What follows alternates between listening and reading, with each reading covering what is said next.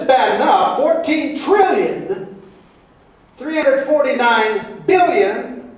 Let's say, no, yeah, am I right? 14 trillion, 349 billion, 319,931,512.26. And if you ever go to that website and see this thing, I mean, it is changing in nanoseconds. The debt is piling up. And there's nobody with that kind of money to bail us out. And may I point out to you that that's just the U.S. government debt. When you add in corporate debt and you add in personal debt, our debts that we all have, it's somewhere in the neighborhood of $77 trillion. Do you understand we're living in a time like no other? Do you get that idea maybe now that we're living in a time that is different from any other time in human history? I want to show you a series of pictures here on this next set of slides. Go ahead and run those. Huh? By the way, Leah, thank you. Remember this?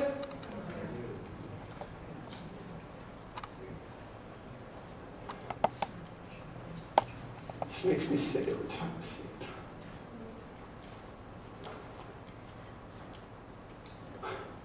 Forgive me for interrupting, Jerry, but Go ahead. we have a flag. I was going to mention that, Pastor.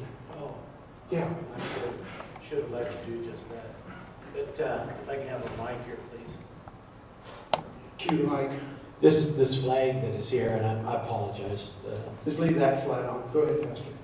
The name of everybody that had died in September 11th is written on that flag. Actually, it isn't considered a flag, it's considered a standard because of the adjustments that were made.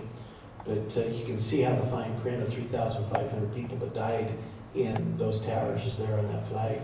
I read an article recently in the Oregonian where they've added a couple of more names to it because there are people now with lung cancer and disease that are dying because of they breathed all that trash and everything. So the numbers are actually still being added to the death toll of 911. What I want to tell you about that is that that was a prophetic act.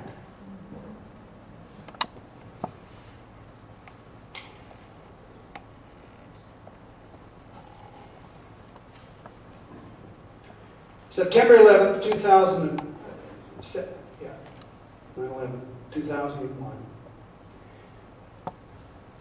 What did they call those two buildings? What else did they call them? World Trade. World Trade Centers. That's the most significant part of this, is that they're called the World Trade Center. Why do you suppose the terrorists struck that? Because it is a symbol of U.S. capitalism and everything that they hate about us and our world domination and our world trade. And it was not by accident that they struck those towers, because that's the World Trade Center. I find it also interesting that almost 7 years to the day we were informed that there were several mortgage companies that were in serious financial trouble and that they needed a bailout, and some insurance companies that had invested in some pretty bad mortgage dealings.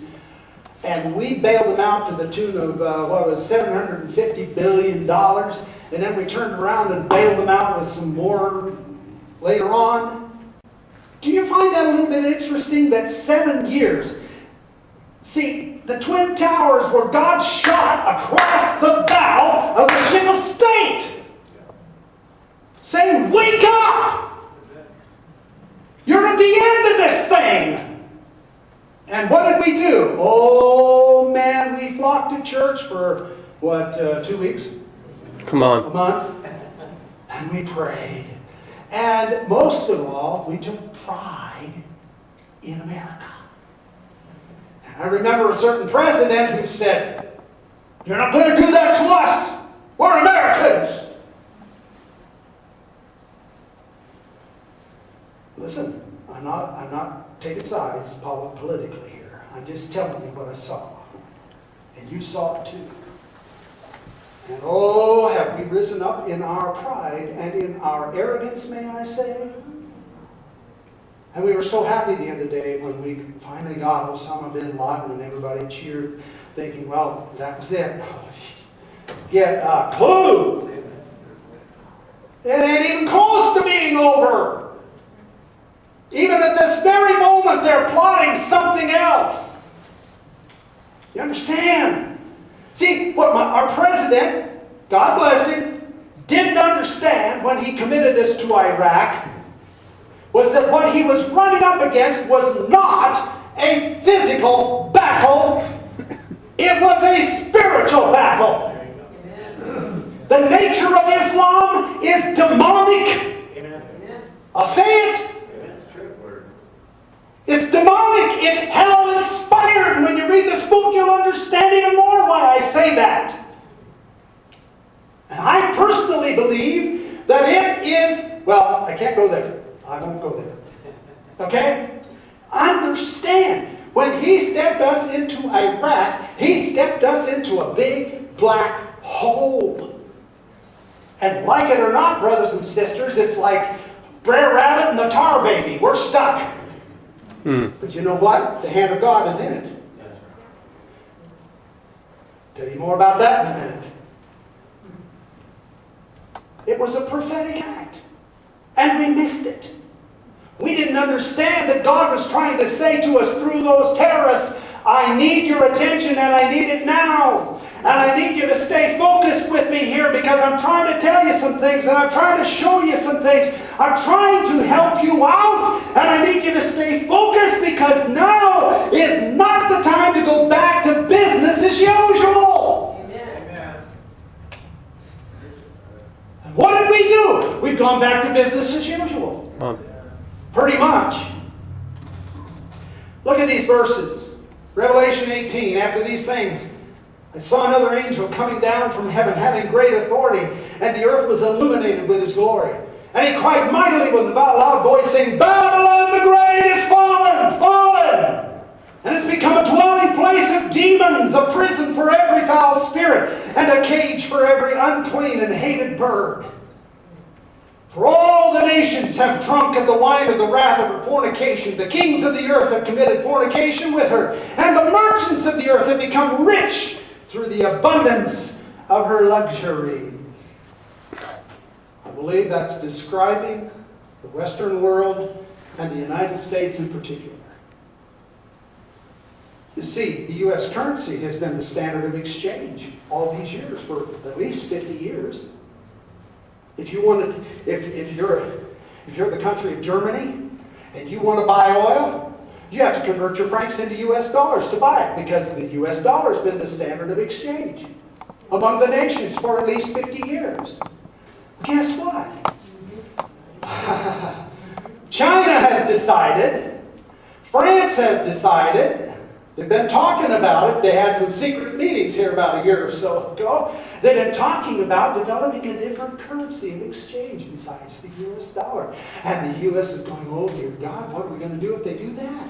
We're so overextended in our debts to everybody and his uncle. And if they cancel U.S. currency, I got to tell you folks, I was listening the other day to an economist. For the first time in my life, I've actually found out who this economist was by name. You always hear it on the news reports as economists, but you never hear their name, right? I have a feeling I know why that is because they're too afraid to come out and give you their name because, you know what I'm saying?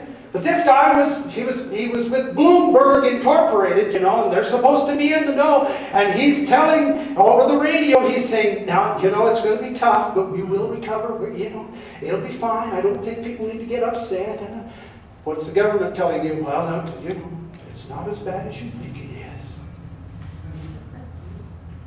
And you and I know the truth, don't we? It is as bad as you think it is, and it's a whole lot worse. You understand? We're up against a timeline here. It's called August the 2nd. If Congress and the President don't come to terms on a budget, technically the United States will go into default on all of its bills. Did you hear me? August 2nd. This year. What is that? Month and a half away?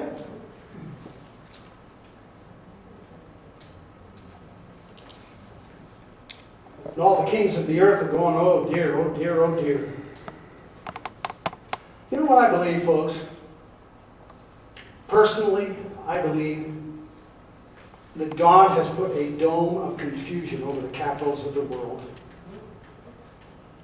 including Washington, D.C. And these poor people don't know what to do. All they know is to try to keep the general populace quiet, to keep us from rioting in the streets, because they're scared to death. But they don't want you to know that.